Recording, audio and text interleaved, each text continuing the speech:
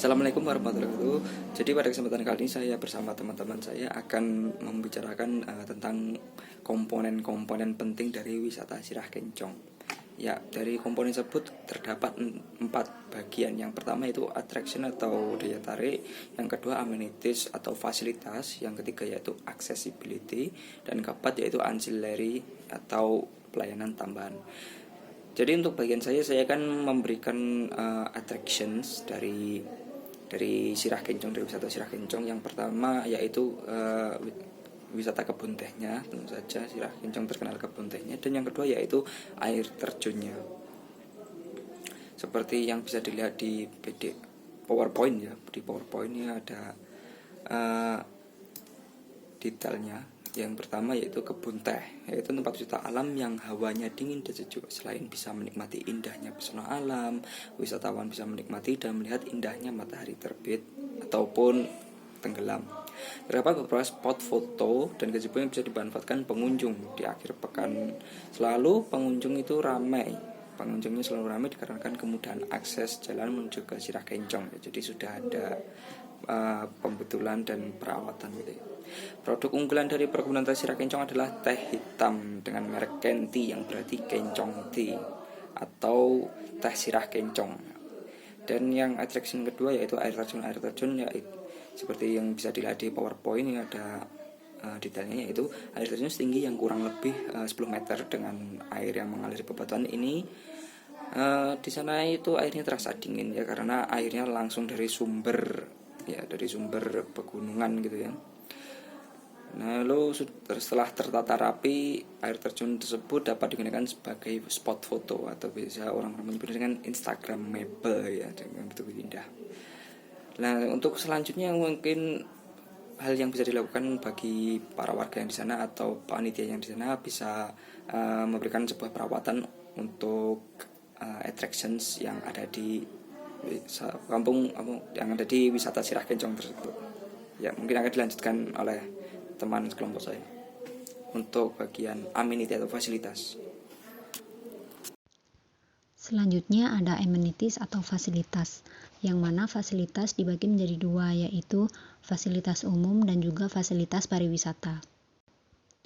Di dalam fasilitas umum terdiri dari 2 prasarana, yaitu prasarana umum dan prasarana masyarakat. Prasarana umum terdiri dari jalan, air, dan juga listrik. Yang pertama adalah jalan. Yang dimaksud jalan di sini ialah jalan menuju tempat wisata yang mana mudah untuk diakses oleh para pengunjung. Dan yang kedua adalah air yang mudah didapatkan oleh para pengunjung. Dan yang ketiga adalah listrik. Nah, listrik ini sangatlah dibutuhkan oleh para pengunjung. Misalnya ketika ada pengunjung yang ingin menginap dan HP-nya lowbat, mereka bisa mengisi daya baterai mereka melalui aliran listrik. Dan pada saat malam hari diperlukan adanya lampu agar para pengunjung tetap merasa nyaman dan tempat wisata tetaplah terang. Nah, lampu tersebut bersumber dari prasarana berupa listrik. Kemudian ada prasarana masyarakat.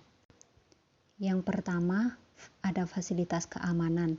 Salah satu contohnya adalah tukang parkir yang mana menjaga keamanan kendaraan milik pengunjung dan juga security, sehingga tidak akan terjadi kemalingan. Dan yang kedua adalah musola. Untuk mempermudah kaum muslim untuk melakukan ibadahnya, wisata Sirah Kencong menyediakan musola untuk beribadah. Kemudian juga disediakan tempat parkir yang digunakan untuk memarkirkan kendaraan beroda 2 dan beroda 4. Dan yang terakhir ada kamar mandi yang disediakan agar ketika pengunjung tidak kebingungan ketika mereka ingin membuang hajat mereka. Setelah membahas fasilitas umum, kita juga akan membahas tentang fasilitas pariwisata, yang mana fasilitas pariwisata ini dibagi menjadi 3 sarana, yaitu sarana pokok, sarana pelengkap, dan juga sarana penunjang. Yang pertama adalah sarana pokok. Sarana pokok di wisata Sirah Kencong berupa penginapan yang berupa villa yang bernama Villa Sirah Kencong. Untuk pengunjung dari luar kota ataupun pengunjung yang ingin menginap, mereka bisa menginap di villa tersebut. Selain villa, ada juga warung makan yang menyediakan makanan dan minuman. Warung makan disediakan agar ketika pengunjung merasa lapar, mereka bisa langsung berkunjung untuk makan di warung makan tersebut. Lalu pada bagian sarana pelengkap terdapat sebuah tempat camping yang bernama Prakpapat. Selain itu ada juga Candi Sirah Kencong dan juga Goa Tikus. Dan sarana yang terakhir adalah sarana penunjang.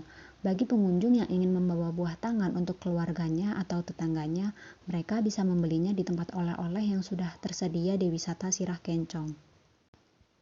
Fasilitas dalam Sirah Kencong mungkin dapat dikatakan sudah mencukupi, seperti adanya warung-warung untuk para wisatawan yang ingin beristirahat setelah berjalan, lalu adanya tempat beribadah bagi yang ingin melaksanakan kewajibannya, serta telah disediakan fasilitas berupa kamar mandi dan juga villa untuk menginap.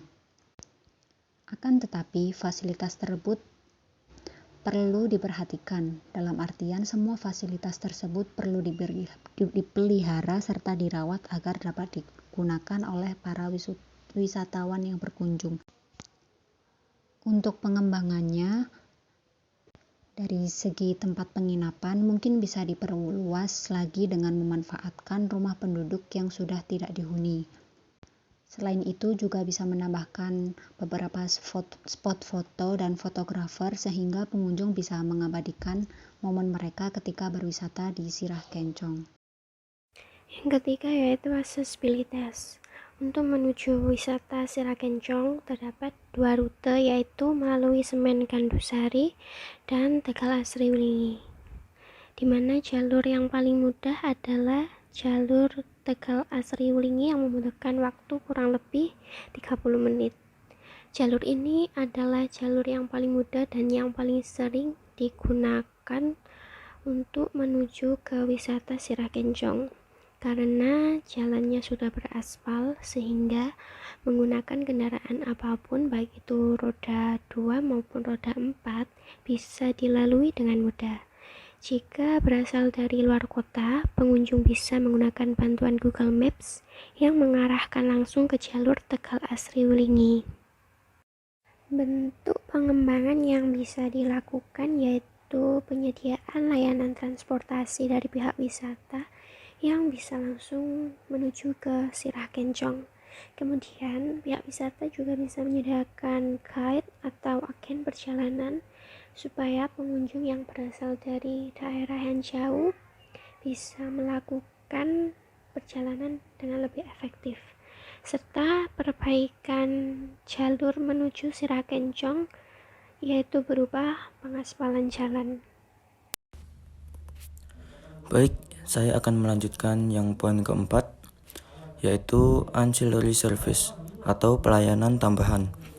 Ancillary service merupakan layanan sekunder yang mendukung fasilitas dan merupakan fasilitas yang penting untuk keberhasilan operasi semua bisnis pariwisata. Pelayanan tambahan dapat menunjang kegiatan pariwisata seperti adanya kelompok sadar wisata atau lembaga swasta untuk mengelola pengembangan wisata di suatu daerah tujuan wisata. Biasanya pelayanan tambahan atau pelengkap yang harus disediakan oleh pemerintah daerah baik untuk wisatawan atau pelaku pariwisata yaitu adanya pemasaran. Pemasaran ini mencakup TIC atau Tourism Information Service, brosur, profil wisata, buku, poster, peta, dan pemandu wisata. Kemudian yang kedua ada pembangunan fisik. Pembangunan fisik itu sendiri terdiri dari patung-patung, lampu kota, pedestrian, dan alun-alun. Dan yang terakhir ada peraturan perundang-undangan. Di wisata Sirah Kencong, tepatnya di Blitar ini, memiliki pelayanan tambahan dalam menunjang kenyamanan wisatawan selain dari fasilitas umum yang ditawarkan. Pelayanan tambahan dari wisata tersebut berupa pembangunan fisik seperti jalan raya, di mana kondisi jalan menuju ke wisata Sirah Kencong tersebut lumayan bagus dan aman untuk dilalui kendaraan roda 2 maupun roda 4. Kemudian ada air minum juga. Selain itu juga ada listrik. Listrik ini juga sangat penting dan juga sangat dibutuhkan karena di saat malam hari di wisata tersebut butuh penerangan dan lain-lain. beserta adanya tower untuk menguatkan sinyal di sekitar tempat wisata tersebut. Selain itu, bisa dikembangkan dengan membuat blog sebagai profil tempat wisata atau poster dan pamflet serta pembuat peta. Baik, saya rasa cukup. Sekian dari kelompok kami dan semoga bermanfaat. Kami juga mohon maaf jika ada kesalahan dalam penjelasan pada kelompok kami.